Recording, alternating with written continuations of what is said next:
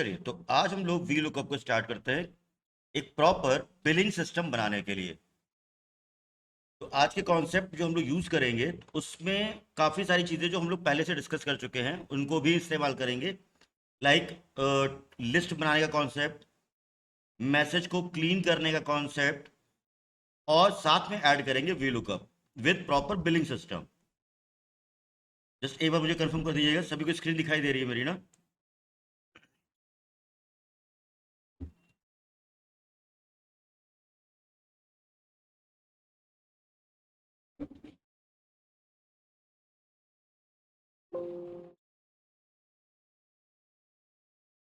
मेरी स्क्रीन सभी को दिख रही है यहाँ पे?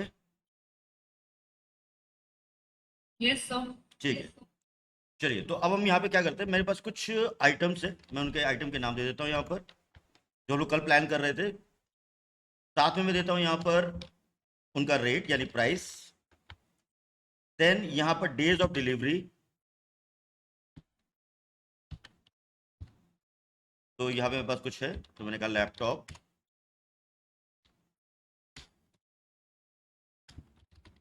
Washing machine, CD, smartphone,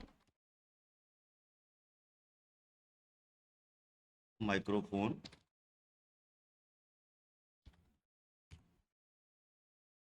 and tablet. ये कुछ हमने छोटे से स्टॉक्स लिए हुए हैं यहाँ पर। नाउ प्राइस यहाँ पे मेंशन कर देता हूँ मैं। तो रैंड बिटवीन फंक्शन जो हम लोगों ने पहले पढ़ा था वही यूज कर लेते हैं यहाँ पर।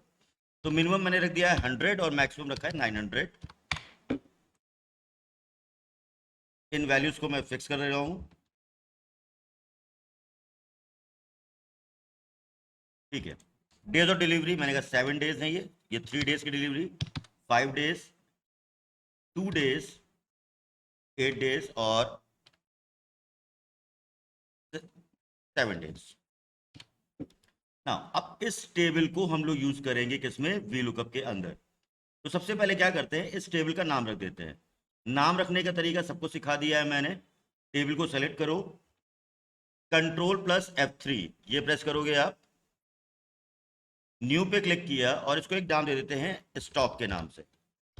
तो इस टेबल का नाम हो गया यहां पर स्टॉक। ठीक है, क्लोज करते हैं इसको। और अब हम लेते हैं यहां पर, क्योंकि जब भी ऐसा होता है तो ऑडियंस के सामने यानी क्लाइंट के सामने कभी भी ओरिजिनल प्राइस नहीं दिखता है। वो प्राइस हमारा सिंपल एमआरपी पे दिखता है कि मुझे वो सामान कितने का पड़ेगा। तो मैं यहां पर आता हूं एक बिलिंग सिस्टम क्रिएट करने के लिए। इसको मैं थोड़ा सेलेक्ट करके मर्ज कर देता हूं। तो मैंने कहा ABC शॉपिंग स्टोर।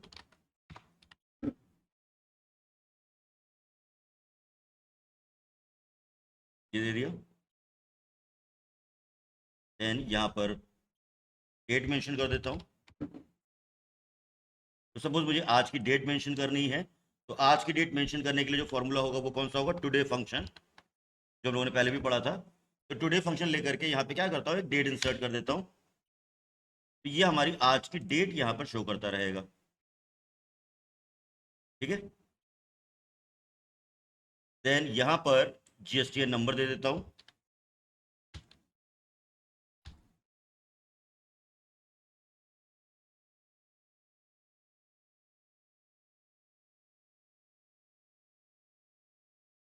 कुछ भी दे दिया इसमें।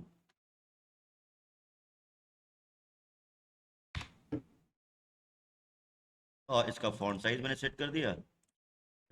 अभी मैंने कुछ नहीं किया, मैंने सिंपल एक फॉर्मेट सेट करने की कोशिश कर रहा हूँ बिलिंग सिस्टम में। ये मैंने कुछ यहाँ पे प्लान कर रखा है। अब सबसे पहले यहाँ पे मुझे क्या चाहिए, हमारे स्टॉक आइटम का नाम। ठीक है, तो आइटम नेम जो भी होगा हमारा कस्टमर वो टाइप नहीं करेगा, वो क्या करेगा, सेलेक्ट करेगा, पहली चीज। दूसरा, मैं उसको दिखाऊंगा यहाँ पे MRP।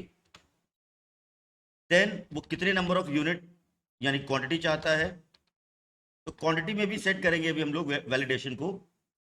और यहां पर आ जाएगा उसका बिल, ऑर्डर डेट मेंशन करेगा वो, और यहां पर आ जाएगा उसका डिलीवरी डेट। मतलब कब उसको मिलेगी वो, और इस जगह पर हम लोग देते हैं उसका डे नेम, कि जिस दिन उसकी डिलीवरी होनी है सामान की वो डेट क्या होगी। इतना कॉन्सेप्ट क्लियर है मुझे? तो मैंने सिंपल स्टार्टिंग से दिखा रहा हूं कि मैंने क्या किया यहाँ पर, एक प्रॉपर टेबल मैंने क्रिएट कर रखी है जिसको मैं यहाँ बिलिंग में वी लुकअप के साथ यूज करना चाह रहा हूं। तो ऑलरेडी मैंने यहाँ पर टेबल का नाम मेंशन कर दिया है जो कि है स्टॉक के नाम से। ये टेबल है मेरी। चलिए शुरू करते हैं। सबसे पहला काम यहाँ पे करते हैं कि यहाँ पे एक लिस्ट जनरेट कर देते हैं, ताकि हमारे यूजर को या क्लाइंट को कोई भी चीज टाइप ना करनी पड़े। तो डेटा वैलिडेशन पे चलते हैं, डेटा रिबन से लिस्ट ले लिया, और सोर्स में जाकर के शीट 1 पे जितने भी आइटम्स हैं उनको सेलेक्ट कर लो।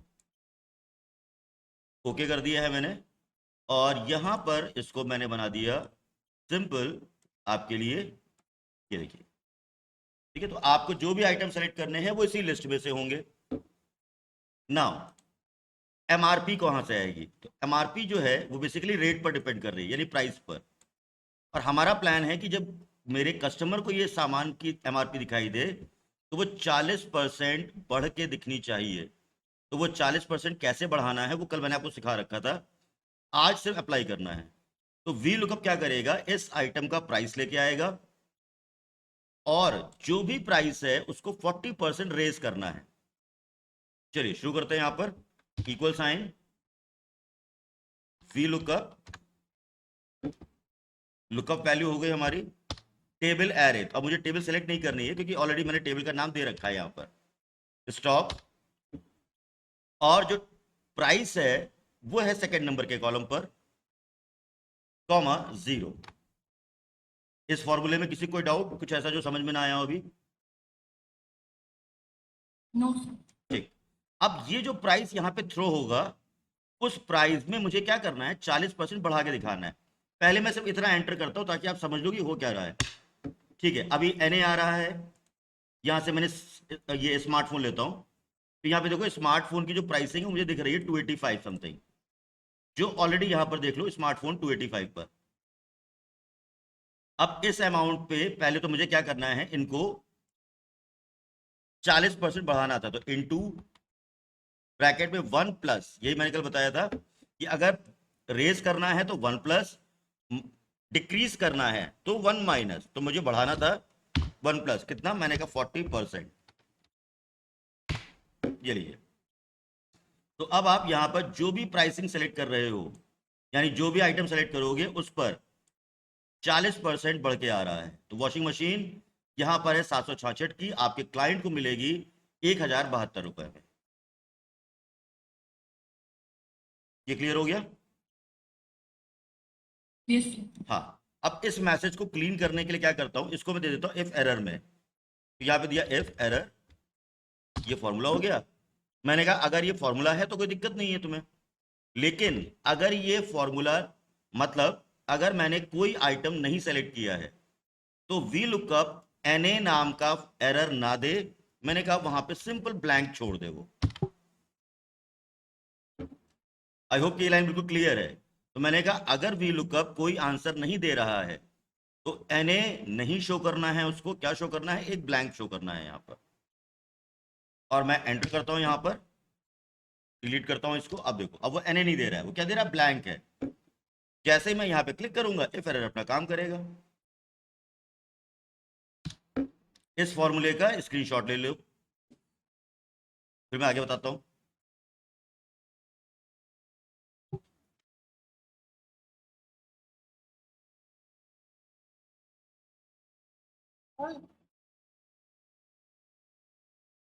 डन। सर एक डाउट था। हाँ एक मिनट, एक जस्ट मिनट। खुशी ऑनलाइन हो तुम बेटा? Yes sir. ठीक ठीक ठीक, अभी आज मैसेज देखा ना मैंने। हाँ क्या डाउट था?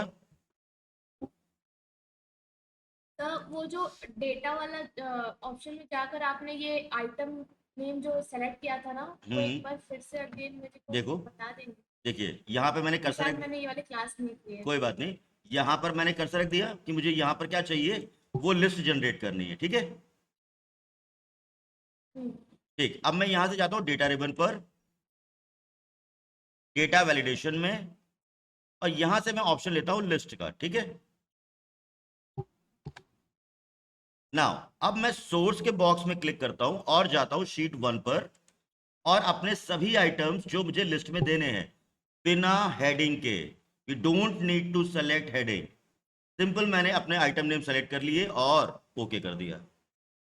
दैट्स इट, ये लिस्ट हमारी बन गई यहां पर।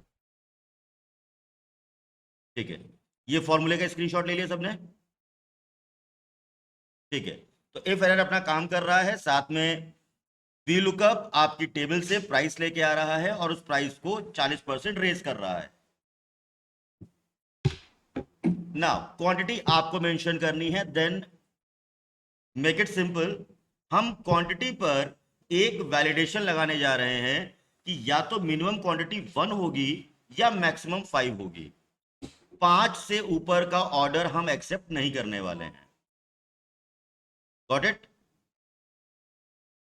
ठीक है, तो ये वैलिडेशन मैं लगाता हूं किस पर? क्वांटिटी पर। तो मैं सेल को हाईलाइट भी कर दे रहा हूं ताकि आप समझ लो कि मैं कहां लगाने जा रहा हूं। तो ये वाला ब्लॉक है जिसमें मैं क्या करने वाला हूं कि 1 से 5 के बीच में कोई नंबर आया तो मैं एक्सेप्ट करूंगा, अदरवाइज मैं रिजेक्ट करता हूं इसको। ठीक है, तो डेटा रिबन पे चलो, अगेन डेटा वैलिडेशन, और इस बार मैं यहां पे लगाता हूं किस पर? होल नंबर बिटवीन, मिनिमम मैंने कहा 1 होना चाहिए और मैक्सिमम 5 होना चाहिए। ठीक है, और एरर अलर्ट में मैं अपना मैसेज भी डिफाइन कर देता हूं। तो मैंने कहा ABC shopping store, error message मैंने कहा क्वांटिटी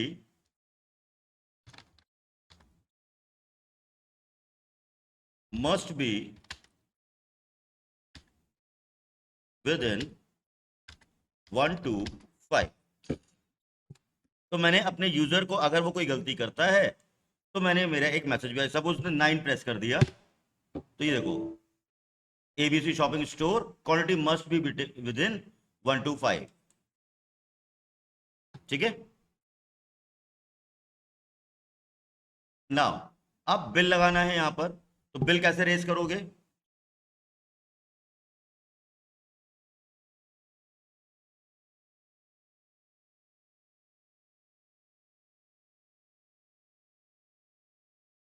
अरे भाई, बिल कैसे रेज किया जाएगा? कोई बहुत बड़ा कॉन्सेप्ट थोड़ा पूछ लिया मैंने आप लोगों से, छोटा सा सवाल है ये।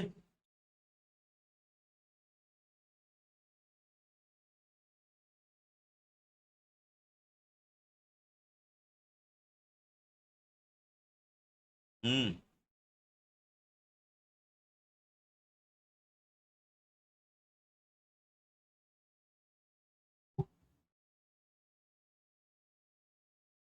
अरे भाई, यहां पर मैंने वॉशिंग मशीन दिया, 1072 रुपए की है, 2 पीस चाहिए मुझे यहाँ पर, तो आगे बिल कैसे जनरेट होगा?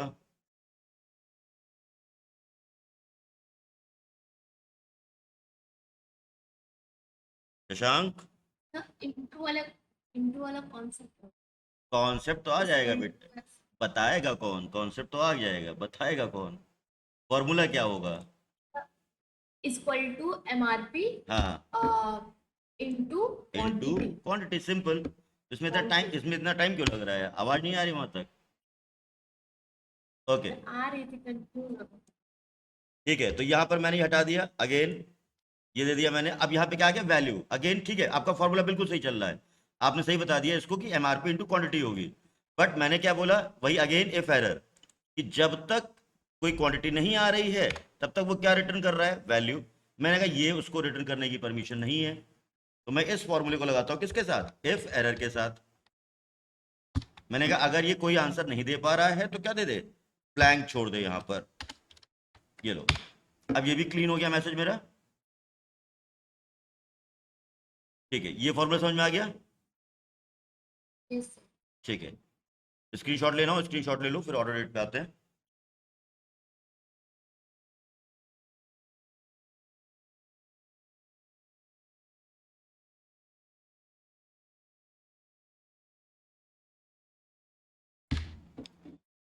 ओके, अब ऑर्डर डेट तो आप ही को मेंशन करनी है, उससे मुझे कोई दिक्कत नहीं है, लेकिन अगला कॉन्सेप्ट क्या है वो समझना है कि जो ऑर्डर डेट तुम दोगे, अब यहां वो क्या बता रहा है कि अगर कोई भी सामान है तो वो कितने दिन में डिलीवर करोगे। भाई ये कह रहा है 7 दिन में होगा, वॉशिंग मशीन 3 दिन में हो जाएगी, सीडी 5 दिन में हो जाएगी और स्मार्टफोन 2 दिन में हो जाएगा।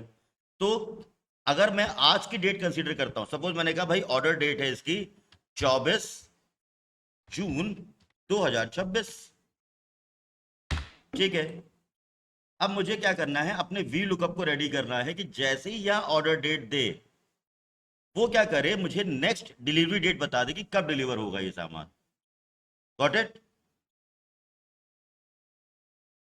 ओके, करना क्या होगा। Yes, sir. हाँ, अब मैं आपको बताता हूँ सिंपल, पहले ऑन पेपर समझ लो क्या चल रहा है इसका।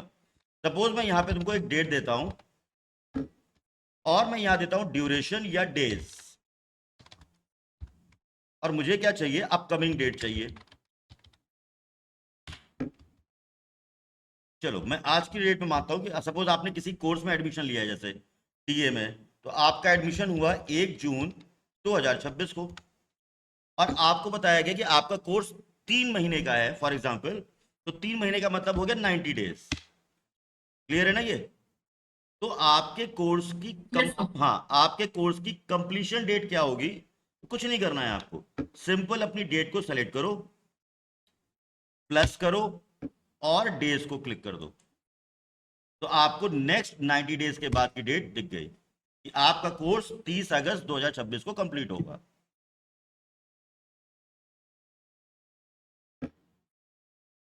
ये क्लियर हो रहा है?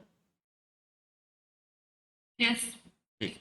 अब सपोज यहां पे मैंने कह दिया भाई ये डिलीवरी 2 दिन में होनी है, तो 1 जून को जो ऑर्डर हुआ है उसकी डिलीवरी 3 तारीख को हो जानी है। ठीक है, अब अगली चीज, अभी सब मैं वहां लगा दूंगा।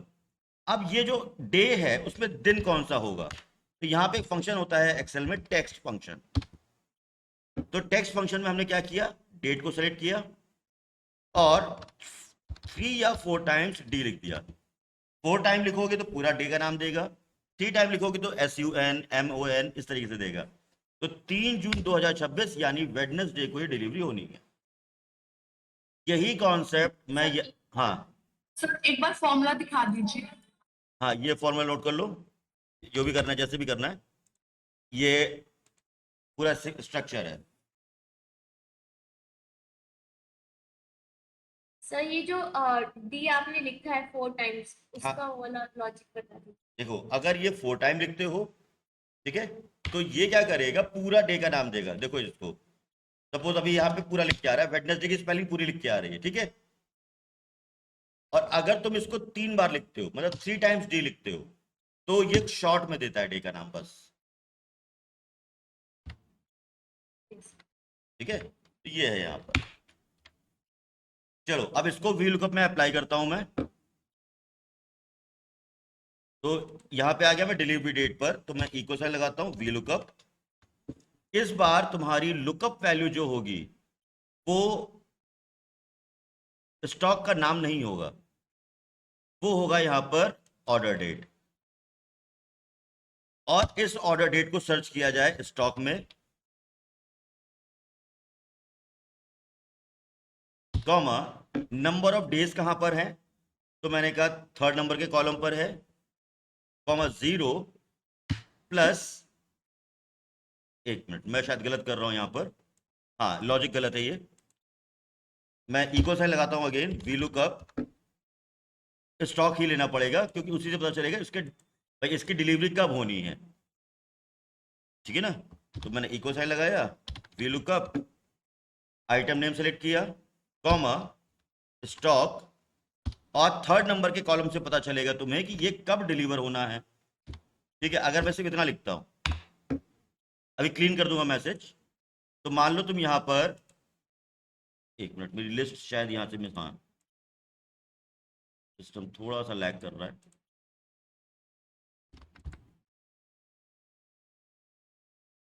चलो स्मार्टफोन, तो स्मार्टफोन 399 का पड़ेगा, अभी बिल नहीं बना है, लेकिन डिलीवरी 2 दिन बाद होनी है।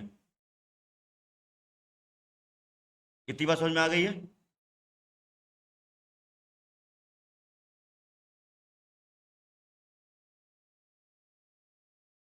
ये फॉर्मूला क्लियर हो गया है? इस फॉर्मूले में मैं सिर्फ पहले, हाँ, मैं इस फॉर्मूले में पहले सिर्फ इतना निकाल रहा हूं कि ये मुझे बताए कि कितने नंबर ऑफ डेज में डिलीवरी होनी है। ठीक है, तो ये स्टॉक की टेबल है, ये है कॉलम नंबर 1, ये है कॉलम नंबर 2 और ये है कॉलम नंबर 3। तो मैंने इसकी ये इक्वेशन निकाल ली और इस वैल्यू को उठा करके मैं क्या कर रहा हूं, प्लस कर रहा हूं, किसके साथ, अपनी ऑर्डर डेट के साथ। क्लियर है ये? जिसको ना समझ में आए दोबारा पूछ ले, अभी कोई इशू नहीं है उसके अंदर। सर वो 3 नहीं समझ में आया मुझे कैसा है। 3 देखो, इसमें मैंने यहाँ पे वापस आओ टेबल में, आइटम का नेम किस नंबर के कॉलम पर है? 1 ठीक है, प्राइस, 2 डे, 3। 3। अब मैंने यहाँ पे कहा कि मुझे ये बताओ कि तुम्हारे पास जो भी सामान मैंने सेलेक्ट किया है वो कितने दिन में डिलीवर होगा। तो तुमने यहाँ से बताया लुकअप वैल्यू में सामान का नाम, कॉमा, टेबल कौन सी, स्टॉक वाली है, कॉमा, स्टॉक वाली। कितने दिन में डिलीवर होगा ये कैसे पता चलेगा, थर्ड कॉलम से। डे कट स्लिप कर लिया, ठीक है। ठीक है, कॉमा 0। पहले इतना समझ में आ गया? अब इसी डे को मैंने उठाया और ऐड कर दिया किसके साथ, तुम्हारी ऑर्डर डेट के साथ। हाँ ठीक है। ताकि मुझे अपकमिंग डेट पता चल जाए। ओके। भाई यही डे जो तुमने यहां लिखा हुआ था, इधर देखो नीचे फॉर्मूले में, ये जो डे तुमने यहां टाइप किया था इसको मैं यहां पे ऐड कर रहा हूं और यही काम मैंने VLOOKUP में इंटरनली करवा दिया है यहाँ पे। ओके। ठीक है, तो ये आ गया 26 जून को ये डिलीवरी हो जाएगी यहाँ पर। ठीक है, तो दिन कौन सा होगा, वही टेक्स्ट फंक्शन लगा देते हैं, delivery date comma 4 times D bracket close और एंटर। तो ये आ गया तुम्हारे यहाँ पर डिलीवरी डेट। ये सेगमेंट समझ में आया पूरा? Yes sir. ठीक, तो बस इतना ही है अभी आज के लिए।